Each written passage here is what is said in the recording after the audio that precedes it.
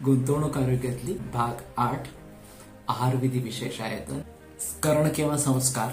आपण जो भाग बघत होतो तो संस्कारांनी गुणांमध्ये बदल अशा स्वरूपाचे घडतात आणि सूज निर्माण करणारं दही केवळ मंथन या संस्कारामुळे ताकामध्ये परिवर्तित झालं की सूज घालवणार अशा स्वरूपाचं होतं आणि म्हणून संस्कारांना खूप महत्व असणारा अशा स्वरूपाचा आहे। विशेषतः अग्निसंस्कार जो आहे त्यांनी प्रायः पदार्थ पचायला हलके होतात। ते नुसते तांदूळ आणि तांदूळाचा शिजवलेला भात यामध्ये अग्निसंस्कारामुळे भात पचायला हलका अशा स्वरूपाचा होतो। अर्थात अग्नीमध्ये पण तरतम भाव स्वरूपाचे आहेत। कुकुल खरफर भ्राष्ट्र कंदवंगार विपाचितां एकयोनीन लघून विद्यात अपुपान उत्तरोत्तर असा एक श्लोक आहे। कुकुल याचा अर्थ बाष्पस्वेद, म्हणजे इडली किंवा ढोकळा मोदक हे जेव्हा वाफेवर शिजवले जातात त्यातून निर्माण होणारे पदार्थ त्या मानाने पचायला जड असतात। कच्च्यापेक्षा अर्थातच ते हलके आहेत, पण तरतमभावाने विचार केला तर बाष्पस्वेदाने तयार केलेले पदार्थ हे जास्त जड असतात। खरपर म्हणजे तवा अशा स्वरूपाचं किंवा खापर खरं विचार करायचा झाला तर त्यावरती भाजलेले पदार्थ कुकुलापेक्षा म्हणजे बाष्पस्वेदापेक्षा थोडे हलके अशा स्वरूपाचे होतात।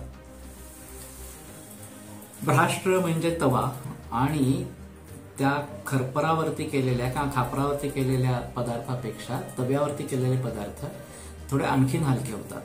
कंदू म्हणजे ती आवा ज्याला असं म्हटलं जातं, तंदूर रोटी ज्याच्यामध्ये बनवली जाते त्याला आतमध्ये ती पोळी किंवा भाकरी अशा स्वरूपाची चिकटवली जाते आणि साक्षात अग्नीचा संस्कार त्याच्यावरती होतो, तर ती त्या तव्यावरच्या पोळीपेक्षा सुद्धा जास्त हलकी होते।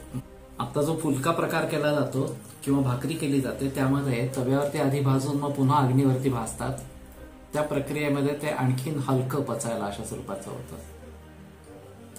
आणि साक्षात निखाऱ्यावरती जे पदार्थ केले जातात ते सर्वात जास्त हलके अशा स्वरूपाचे होतात। म्हणून प्रायः अग्निसंस्कारांनी गुरुत्व कमी होतं, जडपणा कमी होतो पदार्थाचा आणि पदार्थ पचायला हलके होतात।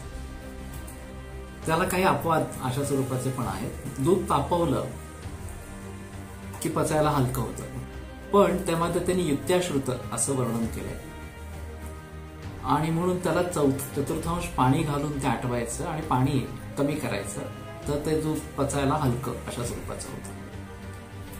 मग एवी तेवी पाणी घालून दूध आटवायचंच आहे, तर मग सोन्याची बांगडी वळं अशा स्वरूपाचं टाकलं तर त्याचेही गुणधर्म त्याच्यामध्ये उतरतात। पण त्याही पलीकडे दूध तापवत राहिलं तर आधी बासुंदी हा पदार्थ बनतो, त्याच्या पलीकडे रबडी बनते आणि त्याच्याही पलीकडे जाऊन खवा बनतो। हे क्रमशः जास्त गुरू होत जातात कारण त्यातला द्रवाचा अंश कमी होत जातो आणि घनभाग वाढत जातो आणि त्यामुळे नुसतं दूध कच्चं तापवलेलं दूध, यामुळे तापवलेलं दूध हलकं आहे, पण जास्त आटवलं बासुंदी केली तर ती जड होते, त्याच्या पलीकडे जाऊन रबडी केली तर ती आणखीन जड होते आणि खवा सर्वात जास्त जड होतो।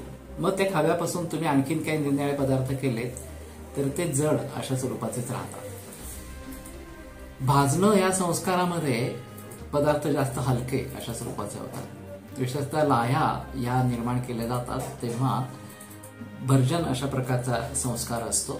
त्या तांदूळ भाजून त्याचा भात केला तर तो पचायला हलका होतो। विशेषतः डायबिटीसच्या रुग्णांमध्ये 1 वर्षाचा जुना तांदूळ वापरायला पाहिजे आणि तो मातीच्या भांड्यामध्ये स्वतंत्रपणे शिजवायला पाहिजे आणि त्यातली पेज जर काढली तर तो भात पचायला हलका होतो। त्यातही जर आधी तांदूळ भाजून घेतले आणि मग मातीच्या भांड्यामध्ये शिजवले तर तांदूळ पचायला हलका होतो आणि मग तो डायबिटीसच्या पेशंटला पण खरं तर चालतो।